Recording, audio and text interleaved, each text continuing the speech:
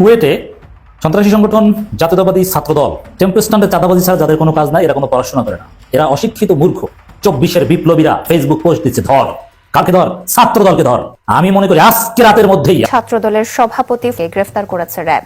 তাকে গ্রেফতার করে র্যাব 7-এর। মারা করবেন, মৃত্যুর মুখে চলে যাবেন। হ্যাঁ, আপা কিন্তু এখন মৃত্যুর মুখে একদম কনফার্ম থাকেন, ছাড় দিবে না জাতিসংঘ, কারণ জাতিসংঘের মান ইজ্জতের ব্যাপার।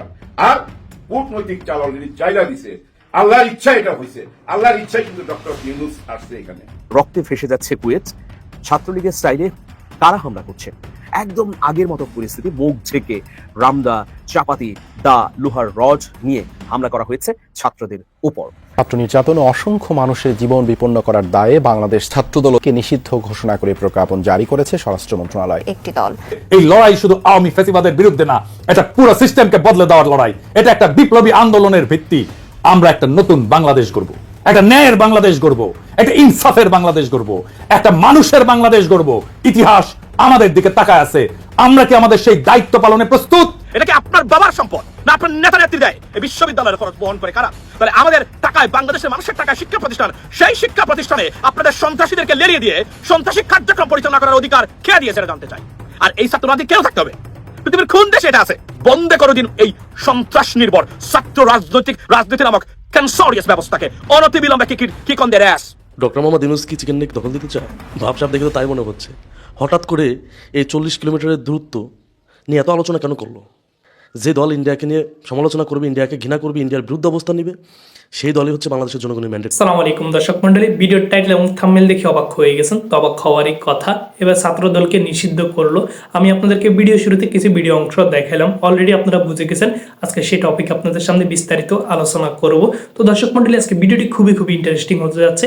আপনারা সকলে আটো করে বসে যান আর ভিডিওটি বেশি শেয়ার করে দিবেন যাতে সবাই দেখতে পারে। তো কুয়েতে কি কি ঘটনা ঘটেছে আজকে আপনাদেরকে সেই বিষয়গুলো বিস্তারিত জানাবো। তো দর্শক মন্ডলী, আমি আর কথা বাড়াতে চাই না, আমরা না টেনে দ্রুত সরকার একেবারে ভিডিও চিত্রগুলো দেখতে থাকি।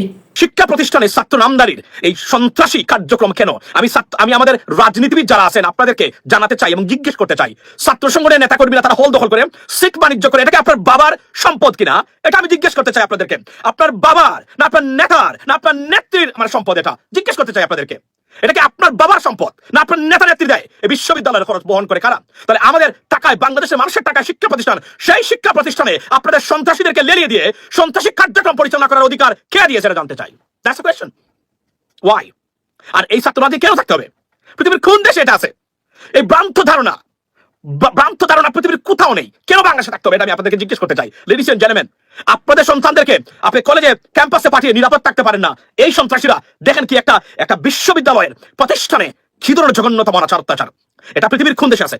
আমাকে আপনি বলেন। এই দেশের রাজনীতি রাখিয়েছে রাজনীতিবিদরা, ছাত্র রাজনীতি। আমি আজকে দায়িত্বহীন ভাষায় বলতে চাই ডক্টর মোহাম্মদ ইউনূস সরকারকে বা ডক্টর মোহাম্মদ ইউনূসকে, স্যার আপনি একটা ডিক্রি জারি করেন বা এক্সিকিউটিভ অর্ডার জারি করেন প্রেসিডেন্ট ট্রাম্পের মতো করে, নিষিদ্ধ করে দেন এই দূষিত গুণে ধরা সন্ত্রাস নির্ভর নৈরাজ্যজনক এবং বাংলাদেশের শিক্ষা ব্যবস্থা প্রতিষ্ঠানগুলোকে জিম্মি করে ধ্বংস করার এবং শিক্ষা কার্যক্রমকে ব্যাহত করার এই সন্ত্রাসী কার্যক্রমকে নিষিদ্ধ করে দিন স্যার। আমি বলছি আপনাদেরকে, ইন্টারন্যাশনালি কোনো ক্যাম্পেইন যদি করতে হয় আপনাদের পক্ষে, সেটা আমরা করবো এবং আমরা জানিয়ে দেবো। That's the bottom line. এগুলো চলতে পারে না, এগুলো ইট ইজ আনএক্সেপ্টেবল। আমি বললাম পৃথিবীর কোথাও নেই। আর যদি আমেরিকাতে থাকতো, যুক্তরাজ্যে থাকতো, আমি বলতাম এটা পৃথিবীর উন্নত ব্যবস্থা। So we get to get there, it has to be there. এই সুযোগে ছাত্ররাজনীতি বন্ধ করা। আমি তো বলছি আপনারা সবাই আওয়াজ তুলুন। প্রতিটা ক্ষেত্রে ব্যর্থ রাজনীতির আরেকটা ব্যর্থ বাই প্রোডাক্ট হলো এই ছাত্র রাজনীতির নামক সন্ত্রাসী কার্যক্রম আমাদের ক্যাম্পাসগুলোতে। অনতিবিলম্বে এটা বন্ধ করা দরকার। আমি মনে করি পৃথিবীর কোনো উন্নত দেশে নাই। হার্ভার্ডে আছে, এমআইটিতে আছে, প্রিন্সটনে আছে, অক্সফোর্ডে আছে, কেমব্রিজে আছে, ইয়েলে আছে, বার্কলিতে আছে। কোথায় আছে দেখান আপনি? কোথায় আছে? পৃথিবীর কোন দেশের ইউনিভার্সিটিতে আছে? সরবনে আছে, সিডনি ইউনিভার্সিটি আছে, অক্সফোর্ড ইউনিভার্সিটি আছে। Where? If it's non-existent almost everywhere, why we have to have it? একটা দেশ ধ্বংসের দিকে যাচ্ছে দূষিত, অযোগ্য, অপদার্থ রাজনীতিবিদদের দ্বারা অপরাজনীতি চালু করার কারণে। আর এই বাই প্রোডাক্ট সন্ত্রাস নির্ভর ছাত্র রাজনীতিকে নিষিদ্ধ করার আহ্বান জানাচ্ছি doctor Muhammad Yunus. You can do it. 90% বাংলাদেশের পিপল আপনার সাথে ডাইরেক্টলি আছে। ছাত্রলীগের মতো সন্ত্রাসী সংগঠনকে বিতরণ করা হয়েছে। যে সংগঠন সন্ত্রাস নির্ভর করবে, এরা ক্যাম্পাসে ঢোকার ক্ষমতা রাখে না। বন্ধ করে দিন অনতিবিলম্বে। পৃথিবীর কোন দেশে এই জঘন্যতম ব্যবস্থা নেই। শিক্ষা প্রতিষ্ঠানে ক্লাস চলছে, মিছিল দিচ্ছে, আমার ভাই তোমার ভাই অমুক নেতা রাজপথ ছাড়ি নাই কাব্যে, অথচ গুরুত্বপূর্ণ এক্সাম স্টুডেন্টরা ক্লাস করতেছে। এটা কোন ধরনের ব্যবস্থা আমি জানতে চাই, মানে আপনাদের রাজনীতিবিদদের কাছে। প্রফেসর ইউনিভার্সিটি সেনাবাহিনীর সাথে আমি বলছি যে এবং এই সন্ত্রাসীদেরকে অনতিবিলম্বে গ্রেফতার করা হোক। আমরা এদেরকে জেলের ভিতরে দেখতে চাই। আমি ক্রসফায়ারকে সমর্থন করি না, তবে এই ধরনের শিক্ষা প্রতিষ্ঠানের সন্ত্রাস এবং নৈরাজ্য সৃষ্টিকারী সন্ত্রাসীদেরকে যদি এটা করা হয় আমার সাপোর্ট থাকবে। ব্যর্থহীন ভাষায় বলতে চাই, আমার সাপোর্ট থাকবে ইন্টারন্যাশনালি। এটা নিয়ে যদি ক্যাম্পেইন করতে হয় আমি এম রহমান মাসুম রাজি আছি। আপনারা আমাকে বলবেন কোথায় কি করতে হবে, কখন করতে হবে, আমি যাবো, আমি বলবো। এটা মনে রাখবেন, এই ক্যাম্পাসগুলোতে আপনার সন্তান, আমার সন্তান, আপনার ভাইয়ের সন্তান, আপনার কো ওয়ার্কারের সন্তান, আপনার নিকটবর্তী প্রতিবেশীর সন্তান, এরা যাবে। এরা আগামী দিনের ভবিষ্যৎ। এরা এই ছাত্র রাজনীতি নামক দূষিত ক্যান্সারিয়াস ব্যবস্থা থেকে কি শিখছে, এটা এখন সময়ের দাবি। মিনিমাম রিফর্ম করতে হবে, ইন্টারমিডিয়েট পর্যন্ত ছাত্র রাজনীতিকে নিষিদ্ধ করতে হবে, ইন্টারমিডিয়েট অনতিবিলম্বে। আমি ডক্টর মোহাম্মদ ইউনূস স্যার আপনাকে বলছি, আপনি করে দেন। We have the support, we got your back, you got our backing, do it right now. এটা সন্ত্রাস নির্ভর ছাত্র রাজনীতি, এটা থাকতে পারে না, এটা ডিসফাংশনাল, এটা কোনো প্রয়োজনীয়তা নেই। ছাত্র রাজনীতি মানেই হচ্ছে সন্ত্রাসী কার্যক্রম, এটা এর জন্য এটা করা হয়ে থাকে। এটার কোনো কার্যক্রম নাই, এটা কোনো বেনিফিট নাই, আছে শুধু যত ধরনের ড্রব্যাকস বা অসুবিধা যেগুলো আছে সেগুলো আছে। বন্ধ করে দিন এই সন্ত্রাস নির্ভর ছাত্র রাজনীতি নামক ক্যান্সারিয়াস ব্যবস্থাকে অনতিবিলম্বে kick on their ass, kick them out of the campuses. Sheikh Hasina বিচার না করলে জাতিসংঘের কোনো মান ইজ্জত থাকবে না। তো কোনো ইজ্জত থাকবে কি ভাই? থাকবে না। জাতিসংঘের এখন বিচার করতে হবে। সারা বিশ্বে রিপোর্ট হয়ে গেছে, সমস্ত পত্রিকায় চলে আসছে যে শেখ হাসিনা একজন খুনি আসামি, যার জন্য ভারত চাপের মুখে পড়ছে, ভয়াবহ চাপের মুখে। হ্যাঁ, কিন্তু এখনই তো খেলার টাইম। দেখেন, এই টাইমই ইউনূস স্যার খেলে দিল আরেকটা খেলা। কোন খেলা জানেন? উনি যখন গদিতে বসে, মানে সিংহাসনে বসে, মানে উনি যখন প্রধান উপদেষ্টা হয়, তখন একটা কথা বলছিল না ঠিক একদিন বা 2 দিন আগে, 7 সিস্টার নিয়ে, এই যে আমাদের সাথে জড়িত 7 বোন, বলছিল না যে আপনার 7 সিস্টারও শান্তিতে থাকবে না। কিন্তু আবার সেই 7 সিস্টারের কথা, আবার সেই 7 বোনের কথা মোহাম্মদ ইউনূস স্যারের মুখে শোনা গেছে গত 2 দিনের আগের ভাষণে। বলছে না যে 7 সিস্টারের এত সুন্দর একটা দেশ, মানে এই যে 7 বোন, 7টা অঙ্গরাজ্য ভারতেরই, কিন্তু তাদের সমুদ্র নাই। সাথে আরো বলছে ভুটান এত সুন্দর একটা দেশ, তাদের সমুদ্র নাই। খুবই পাওয়ারফুল একটা দেশ বিদ্যুতের জন্য নেপাল, হিমালয়, সারা জীবনও বা এখান থেকে বিদ্যুৎ খরচ করে কুলাইতে পারবে না। তো হ্যাঁ, কুলাইতে পারবে না। এই যে দার্জিলিং থেকে কলকাতা পর্যন্ত বহু অংশে এই নেপালের বিদ্যুৎ দিয়ে চলে। বলছে সেই নেপালের সমুদ্র নাই, 7 বোনের সমুদ্র নাই, মানে 7 সিস্টারের সমুদ্র নাই, ভুটানের সমুদ্র নাই, নেপালের সমুদ্র নাই। কিন্তু আমরা ভাগ্যবান, আমরা ভাগ্যবান, আমাদের সমুদ্র আছে ভাই। সমুদ্র জিনিসটা বিশাল বড়। যখন প্লেন আবিষ্কার হয় নাই, উড়াজাহাজ আবিষ্কার হয় নাই, এই যে রাস্তাঘাট, পিচ ঢালা রাস্তা আবিষ্কার হয় নাই, তখন কিন্তু এই সমুদ্রের পথে কিন্তু এক দেশ থেকে আরেক দেশে যাইতো। যাদের মাটির সঙ্গে সমুদ্র লাগানো তারা ভাগ্যবান। মোহাম্মদ ইউনূস স্যার বলছে আমরা ভাগ্যবান, আমরা তাদেরকে রাস্তা দিয়ে দিব। মাত্র 42 কিলোমিটার, 41 কিলোমিটার থেকে 42 কিলোমিটার রাস্তা। এই রাস্তাটুকু দিয়ে দিলেই কিন্তু নেপালে সবকিছু যাইতে পারে, কারণ তাদের সমুদ্র নাই। আমাদের সমুদ্র আছে, আমাদের বন্দর থেকে তারা মালামাল নিতে পারে। তারা এখন মালামাল নিতে হয় সেই ভারত ঘুরা অনেক টাকা খরচ কইরা বিনিময়ে বিদ্যুৎ দেয়। কিন্তু আমরা যদি সোজা রাস্তা কইরা দিই, 42 কিলোমিটার যাইতে ভাই 2 ঘন্টার ব্যাপার, আমরা যদি দেই আমাদেরকে বিদ্যুৎ দাও। দেখেন, ভুটানের সাথে একটা এরকম লেনদেন হবে এবং 7 বোনের সাথে আসল লেনদেন হবে। এই 7 বোনের ঘরে যখন সোজা পথে মালামাল চলে যাবে আমাদের দেশ থেকে, দেখেন তারাও কিন্তু সমৃদ্ধ হবে, কারণ সমুদ্রের সাথে তাদের আমরা যোগাযোগ করাই দিতেছি। ইউনূস স্যার যোগাযোগ করাই দিতেছে। এখন আসেন কেন বললাম, ওই যে 8ই আগস্টে উনি বসার আগে 7 সিস্টার নিয়ে কথা বলছিল, আবার কেন এখন বললো? তার মানে কি জানেন, আগামী এপ্রিল মাসে বাংলাদেশ এবং ভারতের কূটনৈতিকরা মুখোমুখি বসবে যে আমরা তোমাদেরকে রাস্তা দিব এই 7 বোনকে, কিন্তু আমাদের কিছু শর্ত আছে, আমাদেরও কিছু দিতে হবে। প্রথম হলো তিস্তার পানি এবং যা যা আছে সব আমাদেরকে দিতে হবে। সাথে কাকে দিতে হবে জানেন? শেখ হাসিনাকে। হ্যাঁ, চাইতে পারে কিন্তু যে ওনারাও দিতে হবে। ওনারে দেখ 7 বোনের ঘরে রাস্তা লাগাই দেবো, ওই রাস্তা দিয়ে আপনারা মালামাল নিয়ে যাবেন। এখন 7 বোনের ঘরে মালামাল পাঠাইতে আপনাদের লাগে 4 থেকে 5 দিন, আর আমার এখান থেকে 10 ঘন্টার মধ্যে চলে যাবে। দেখেন, ভারত রাজি হয়ে যাবে। কিন্তু কারণ কি জানেন? ভারতে এখন ভীষণ চাপের মুখে পড়ছে। ভারতের পত্র পত্রিকায় মোদিজিরে বুঝছেন শিকল টিকল বাইন্দা ফার্স্ট পেজে কভারেজ করতেছে। কারণ কি জানেন? উনি দেশের ইজ্জতের জন্য লড়াই করে নাই তো আমেরিকা গেছে ওই যে শেখ হাসিনার কথা বলতে। শেখ হাসিনার কথা বলতে বাংলাদেশ নিয়ে ঘুটঘুট খেলতে গেছিল ওইখানে। বাংলাদেশ নিয়ে একটা প্যাচ লাগাইতে গেছিল। একটা ঘুটঘুট খেললা কিছু একটা কইলা একটা প্যাচ লাগানো যায় কিনা, মানে শয়তান মানুষের যেটা হয় আর কি, শয়তানি বুদ্ধি। নিজের দেশের মানুষটা বাইন্দা পাঠাইতেছে, সেটা নিয়ে কথা নাই। সেটার জন্য এখন ভারতবাসী তারে ধরছে, পার্লামেন্টে তারে ধুইয়া দিতেছে এবং পত্র পত্রিকাগুলো শুরু হয়ে গেছে। কিন্তু ওই যে মলম বিক্রেতা চুপ, আর কে চুপ হবে জানেন? আপা। আপা চুপ হয়ে যাবে, কিন্তু আর কোনো অডিও কল পাবেন না। চেহারা তো দেখাবেই না, আর কোনো অডিও কল পাবে না, এটা আমার বিশ্বাস। আর পাবে না যদি ঘটে একটুখানি বুদ্ধি হয়। তবে ওনারে পরামর্শ দেওয়ার লোক নাই, ওনার আশেপাশে যেগুলো আছে না, ওই যে কাউয়া কাদের থেকে আর যারা আছে সব, এগুলো সব কিছু বুঝছেন বাটপারের দল। হ্যাঁ, ওনারে ভুল বুঝায় আজকে এই পথে নিয়ে আসছে। ওনারে না ব্যাককল বানাইছে, সবসময় ব্যাককল বানাইছে, জানে যে এই লোকটারে পা পট্টি দিলে খায়, এবং এই আপা বললে উনি সবকিছু দিয়া দেয়। ওনার সুনজরে পড়লে মানে আবার যদি একবার সুনজরে পড়া যায়, দেখেন না যে সাংবাদিক গুলা সারাক্ষণ কথা আগে পিছিয়ে আপা করতো, ওই আপা কইরা যদি একবার নজরে পড়া যায় তাহলে তো 10 কাঠা। একবার নজরে পড়া গেলে লাইসেন্স, টাকা, ক্যাশ, একটা সাংবাদিকের অ্যাকাউন্টে, এই যে সাংবাদিক যেগুলো ধরা পড়ছে আর যেগুলো ভাইগা গেছে অ্যাকাউন্টে দেখেন হাজার কোটি টাকা। চিন্তা করা যায়? ভাবা যায় না। এই আবারে না বোকাচোদা বানায় এরা মাল কামাইছে, আর উনারে ফালাইছে একটা বিপদে। ডক্টর মোহাম্মদ ইউনূস কি চিকেন নেক দখল দিতে চায়? ভাবসাব দেখে তো তাই মনে হচ্ছে। হঠাৎ করে এই 40 কিলোমিটারের দূরত্ব নিয়ে এত আলোচনা কেন করলো? একবার চিন্তা করছেন? আর দেখেন, খেয়াল করছেন একটা জিনিস, বিএনপি কিন্তু হুট করে বিএনপি কিন্তু আপনার ইন্ডিয়ার বিরুদ্ধে যাতা বলা শুরু করছে। খেয়াল করছেন?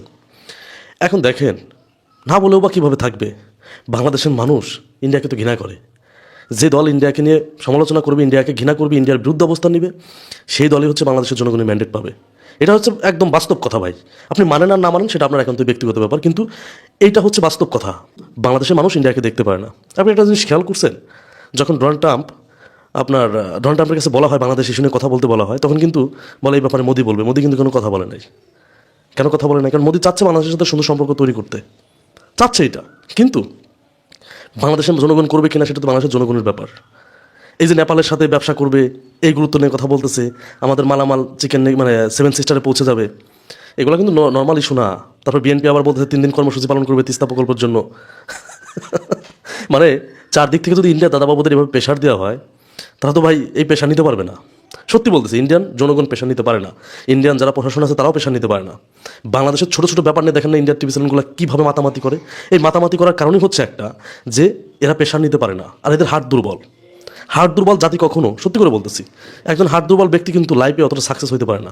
তবে আপনারা যেভাবেই দেখেন না কেন, ডক্টর মোহাম্মদ ইউনূসের এই মুহূর্তে এই চিকেন নেকের গুরুত্ব নিয়ে কথা বলা নর্মাল কোনো ইস্যু না। সত্যি করে বলতেছি, এই কথাগুলো বলে সে তো সরাসরি বলবে না, সে ইন্ডিয়াকে আকার ইঙ্গিতে বোঝাইছে, এবং শেখ হাসিনাকে অতি দ্রুত ইন্ডিয়ার কাছে চাইবে, অতি দ্রুত। এর আগে বলা হয়েছিল, এর আগে কিন্তু বাংলাদেশের সরকার বলছিল ইন্ডিয়াকে যে আপনাদের দেশে বসে যেন কোনো ধরনের অপকর্ম অথবা বাংলাদেশে ওই হুটহাট করে কল করা এগুলো যেন না করে। তখন কিন্তু বলছিল যে সে কীভাবে করে না করে এটা ইন্ডিয়ান সরকার জানে না। তো এটা তো আমাদের কোনো কথায় পাত্তাই দিচ্ছে না। তো পাত্তা না দিলে আপনার কেউ যদি সুন্দরভাবে কথা না শোনে, তাহলে তো জোর করতে হবে, ঠিক না? তাকে শোনানোর জন্য মানে যে কথা যেন শোনে, এটা বাধ্য করতে হবে। তো ডক্টর মোহাম্মদ ইউনূস মেবি সেই পথে হাঁটতেছে। এই জন্যই হঠাৎ করে চিকেন নেকের এত গুরুত্ব হয়ে গেছে ডক্টর মোহাম্মদ ইউনূসের কাছে।